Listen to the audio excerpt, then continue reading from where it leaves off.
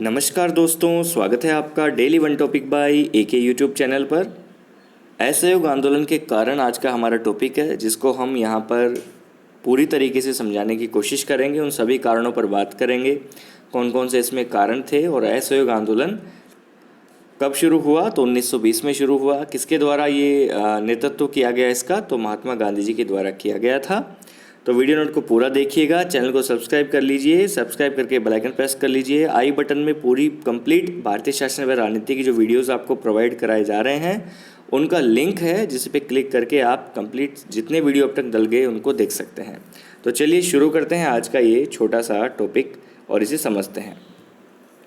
असहयोग आंदोलन के कारण। ठीक है, तो अब असहयोग आंदोलन के कारणों में हम बात करेंगे। उससे पहले हम देखते हैं कि महात्मा गांधी जी के द्वारा जो ये नेतृत्व किया गया आंदोलन 1920 में शुरू हुआ था।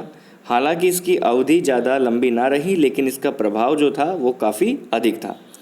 सब कुछ सही चल रहा था, मतलब आंदोलन सही दिशा में चल रहा था, जैसा गांधी जी चलाना चाह रहे थे, अहिंसा के साथ में और असहयोग के साथ में बिल्कुल सही दिशा में चल रहा था। लेकिन 1922 में एक घटना घटी थी, चौरी चौरा कांड। ठीक है, इस घटना ने अहिंसा के मार्ग में बाधा डाली थी और गांधी जी ने इस आंदोलन का स्थगन कर दिया था।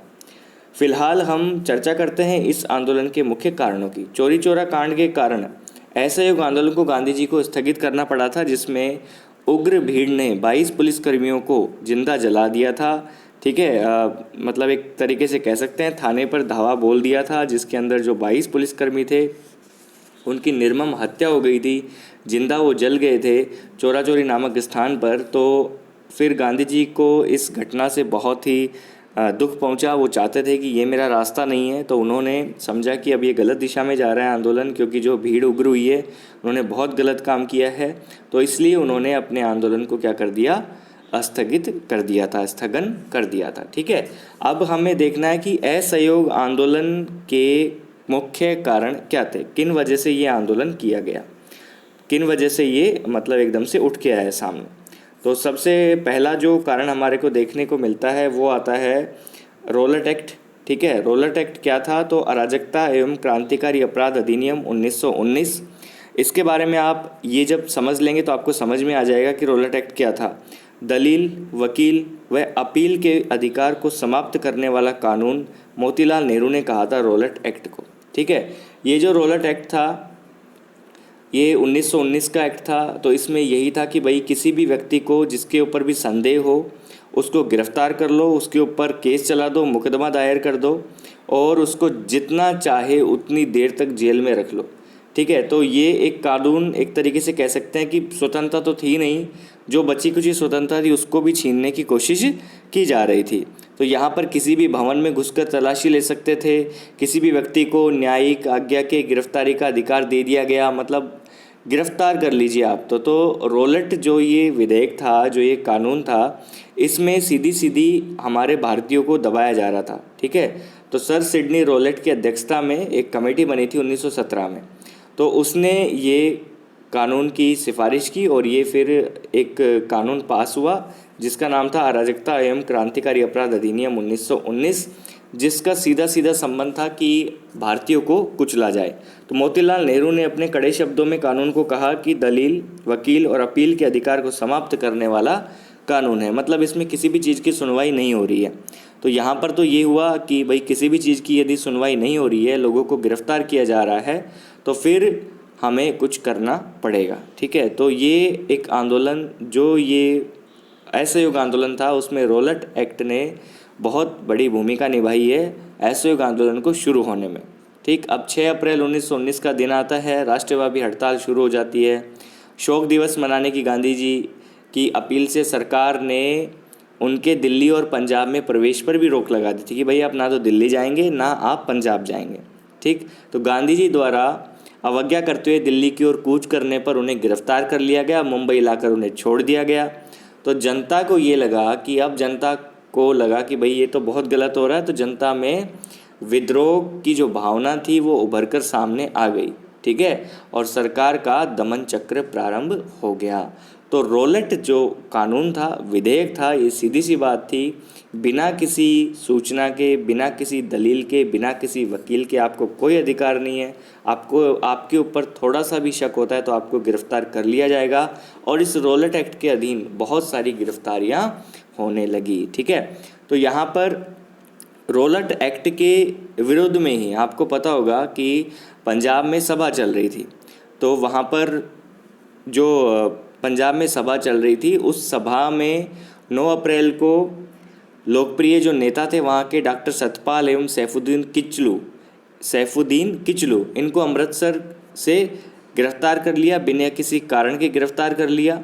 और 10 अप्रैल 1919 को एक शांतिपूर्ण जुलूस निकाला गया और जुलूस पर गोली चलाने और निहत्थे व्यक्तियों को मारने से उग्र जुलूस ने कुछ सरकारी इमारतों में आग लगा दी और 5 अंग्रेज़ों को मार डाला।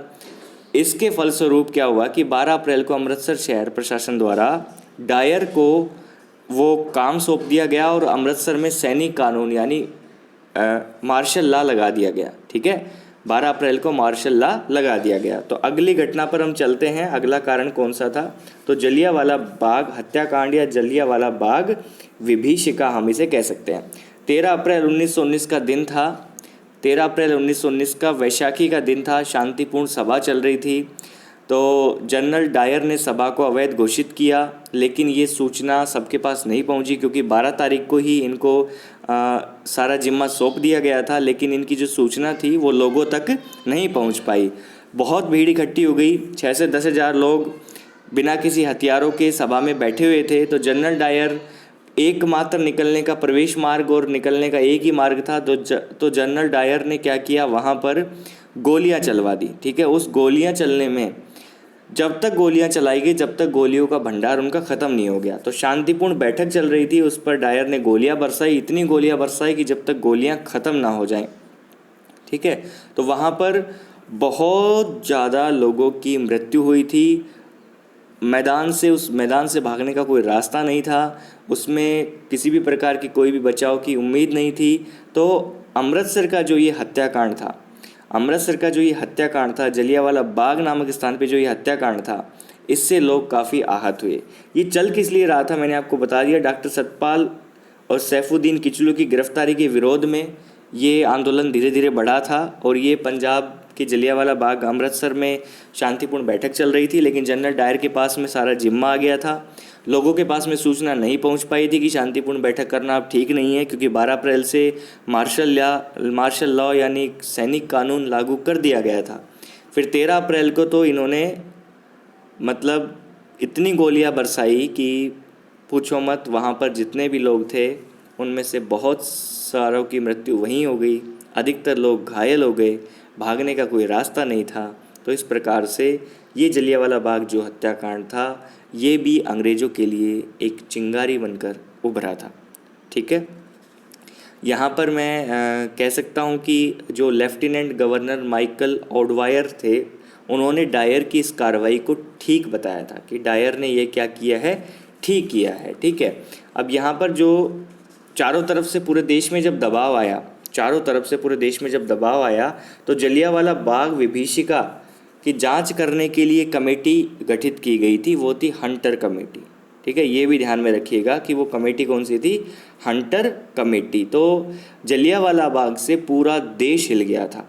अंग्रेज़ों की उस मतलब क्रूरता भरे स्वभाव से सब ओतप्रोत हो गए थे। ठीक है, बहुत से लोगों ने अपनी उपाधियां लौटा दी, जैसे रविंद्रनाथ टैगोर ने अपनी सर की उपाधि लौटा दी थी। सर कहा गया था ना उनको, उपाधि लौटा दी थी और कहा था कि अब समय आ गया है जब सम्मान के तमगे अपमान के बेतुके संदर्भ में हमारे कलंक को सुस्पष्ट कर देते हैं। मैं सभी उपाधियों से रहित होकर अपने देशवासियों के साथ में खड़ा होना चाहता हूँ। तो यहाँ पर हम कह सकते हैं कि भाई देखो, ये चिंगारी यहाँ पर शुरू हो गई थी। नेक्स्ट कारण देखते हैं। ये तो सबसे बड़ा ही है, इसकी तो कहना ही क्या कि अंग्रेज़ों पर अविश्वास, बढ़ता हुआ अंग्रेज़ों पर अविश्वास। इसकी हम इस कथन से आपको समझाने की कोशिश करेंगे। गांधी जी ने कहा कि अंग्रेजी सरकार शैतान है। आपको पता होगा कि प्रथम विश्व युद्ध के समय महात्मा गांधी जी ने अंग्रेज़ों की फ़ौज में भारतीयों को भर्ती होने के लिए प्रेरित किया था, क्योंकि तब इनकी मानसिकता ये थी कि अंग्रेज़ी सरकार हमारे देश के लिए सही है, वो हमारे लिए अच्छी है। लेकिन फिर इनको पता लगा जैसे ही कि यहाँ पे क्रूरता हो रही है, लोगों को दबाया जा रहा है, कुचला जा रहा है, तो अंग्रेजी सरकार शैतान है जिसके साथ सहयोग संभव नहीं है। मतलब सहयोग तो करना नहीं है। इस सरकार को अपनी भूलों पर कोई दुख नहीं होता। अगर ये सरकार कोई गलती भी कर देती है तो ये क्षमा मांगने में तो विश्वास करती ही नहीं है। अतः हमें स्वराज प्राप्ति के लिए हमारे द्वारा अहिंसात्मक असहयोग नीति अपनाई जानी चाहिए। हमें स्वराज प्राप्ति के लिए अहिंसात्मक असहयोग नीति अपनाई जानी चाहिए, ये कहा था गांधी जी ने। क्योंकि अंग्रेज़ों के प्रति अंग्रेज जितने भी कानून लेके आते थे वो सब असंतोषजनक थे, निराशाजनक थे, किसी भी प्रकार से भारतीयों के लिए नहीं थे, संतुष्ट नहीं करते थे। हंटर कमेटी गठित हुई थी, उसकी रिपोर्ट ले लीजिए, या फिर किसी भी ऐसी कमेटी की रिपोर्ट ले लीजिए जिसमें भारतीयों के लिए सुनवाई की बात की गई हो और उसका रिजल्ट क्या निकला हो, 0 निकला हो। तो यहाँ पर हम कह सकते हैं कि बहुत सारे ऐसे कारण थे जिनको लेकर हम आगे बढ़े। गांधी जी ने देखा तो ये पृष्ठभूमि तैयार हो गई, असहयोग आंदोलन प्रारंभ हुआ। महात्मा गांधी जी के नेतृत्व में ये शुरू हुआ। गांधी जी ने बिल्कुल साफ कह दिया था कि हम हिंसा का कतई साथ नहीं देंगे, हम अहिंसा से ये आंदोलन करेंगे, अहिंसा असहयोग की नीति हम लेकर चलेंगे और हमें क्या करना है, स्वराज की प्राप्ति करनी है, ये कह दिया था महात्मा गांधी जी ने। ठीक है, तो यहाँ पर हम ये कह सकते हैं कि भाई अंग्रेज़ों के प्रति जो अविश्वास था उसकी भी बहुत बड़ी भूमिका थी। तो अब यहाँ पे जितने भी हमारे असहयोग में हम क्या करते थे, असहयोग में हमारे देश के उस समय के लोगों ने क्या किया कि जितनी भी उपाधियाँ थी, जहाँ भी पदों पे वे बैठे हुए थे, सब ने त्यागपत्र दे दिया। ठीक है, और जितनी भी सरकारी स्कूल थे, कॉलेज थे, न्यायालय थे, उनका बहिष्कार कर दिया। और सेना हो गए, क्लर्क हो गए, ये सभी ने क्या किया कि खुद को प्रस्तुत नहीं करना माना कि हम सेवा नहीं देंगे, और विधान परिषदों के चुनाव को बहिष्कार कर दिया। विदेशी वस्तुओं का पूर्णतः बहिष्कार कर दिया। होली जलाई गई, उनको आग लगाई गई।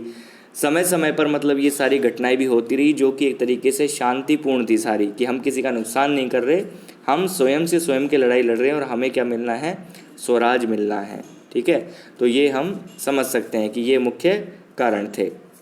तो इस प्रकार से हमने देखे कि 3 ही मुख्य कारण थे, उन 3 को हमने अच्छे से यहाँ पे समझने की कोशिश की है। डेली छोटे छोटे वीडियो नोट्स के माध्यम से आपको मैं छोटे छोटे टॉपिक क्लियर करवाता हूँ, और ये छोटे टॉपिक देखना, लास्ट में आपको लगेगा कि जब इतने सारे टॉपिक आपके क्लियर हो चुके होंगे भारतीय शासन व राजनीति पर, फिर ही समझ में आएगा कि हम बहुत सही चल रहे थे। और बूंद बूंद से घड़ा भरता है तो घड़ा भर जाएगा। आप लगे रहिए लगातार, चैनल को सब्सक्राइब करके बेल आइकन प्रेस कर लीजिए और अपनी पढ़ाई निरंतर जारी रखिए। खुश रहें, मुस्कुराते रहें। वीडियो नोट देखने के लिए बहुत बहुत धन्यवाद। मिलते हैं नेक्स्ट वीडियो नोट में।